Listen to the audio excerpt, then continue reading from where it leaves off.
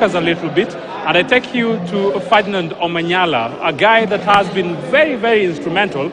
And thinking about his 2022 campaign, he had a stellar kind of a campaign. We know the fiasco that actually was able to catch him during the World Championship, but he was able to shake that off during the Commonwealth Games, and at it, he brought home that important gold medal. For him, he's saying, looking back, the season has been a stellar for him, but he's also poised, determined to even have a better 2022-2023 season.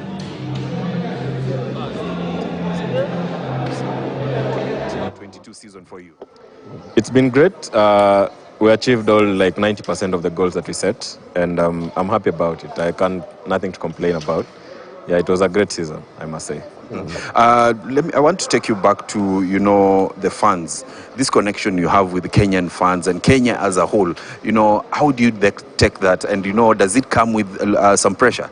No. I don't give myself pressure because, when you get that track, it's you on the track. You can't put pressure on yourself because not everybody's running. It's just you running. So the support has been massive, especially for the fans, not just in Kenya but around the world. Because anytime I go out and they do the introduction, people they appreciate who you are and what you're doing for the country.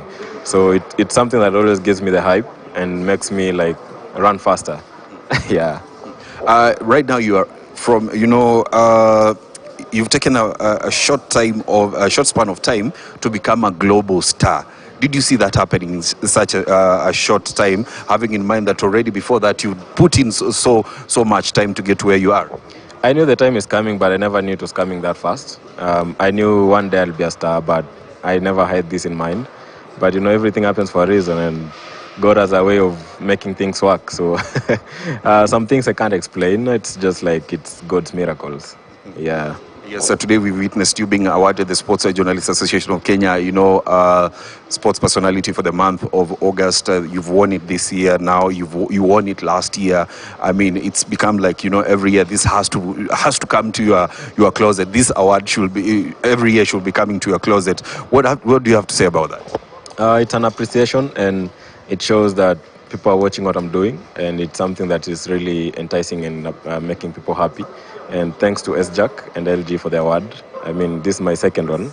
And next year, of course, I know I'm getting one or two. So it's a motivation, I must say. And I just want to ask them to continue doing this to inspire so many sportsmen and women. Yeah. I want to take you back to when we had the World Championships. And Pete, this is a question that I know you've been asked quite a number of times. It's a question that people have been, those who have not asked you have been meaning to ask you. Do you feel like probably had you gone to Oregon earlier, you would have been probably in the medal brackets or even made it the final? Yeah, of course, because with all the fatigue and everything, I got to the semi-finals. So meaning that I could have gotten there maybe 3 or 4 days earlier, the story could have been different. But I can't dwell on that. It's now in the past. Now we have to look at next year. We have the World Champs coming again next year in August. So we have just to look back and learn from that and then pick up ourselves and work and train for the next year's event. At the moment in the world of sprints, who do you consider as your biggest threat and why? I can't see anybody who's my biggest threat because I've beaten everybody who is on the track now. I've beaten everybody. Every other sprinter who has been well this year. So I can't say there's much of a threat. It's just me coming out to the races and just doing what I do the best. Towards the end of the season, we saw you in, the schedule was really tight. You were in Switzerland, you were in Zagreb, a day after, and before that you were, how did you manage to handle that? Having in mind that, for a person who takes a part in sprints, you also need time to recover. Basically, that was, like I said, it was a tour to just look at different countries and see which country is best for the camp that you are planning to do next year before the World Champs in Budapest. So getting those races, I mean, there's a race I got a day after and we had to travel and fly. So it was like, in Oregon I got there 3 hours before and I managed to compete. So we were looking if that situation happens again, how can we handle it? And I handled it well. So in any situation, we know how to handle these situations now. There's a big question that Kenyans have been asking.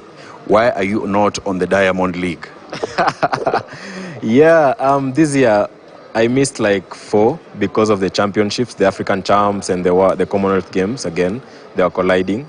And then the others that I was supposed to go and run, the organizers were saying, we can't take you in because of your previous 14-month ban.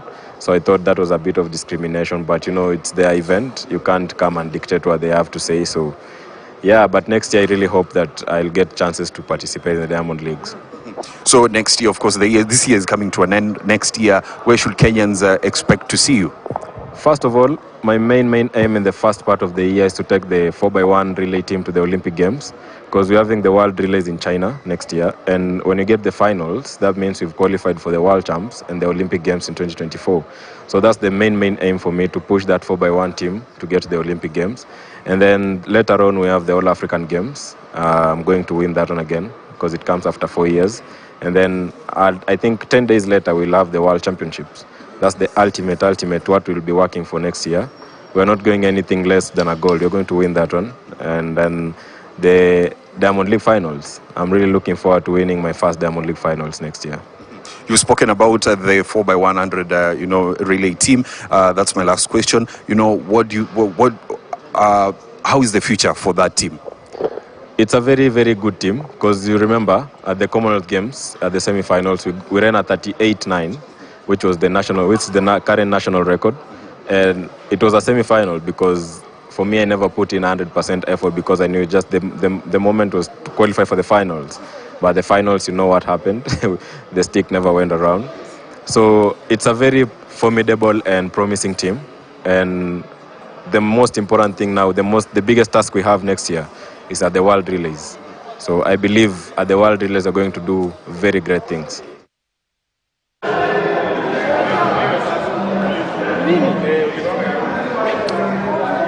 Yeah, Ferdinand Omanyala there, and a very spectacle campaign of a season he has had. And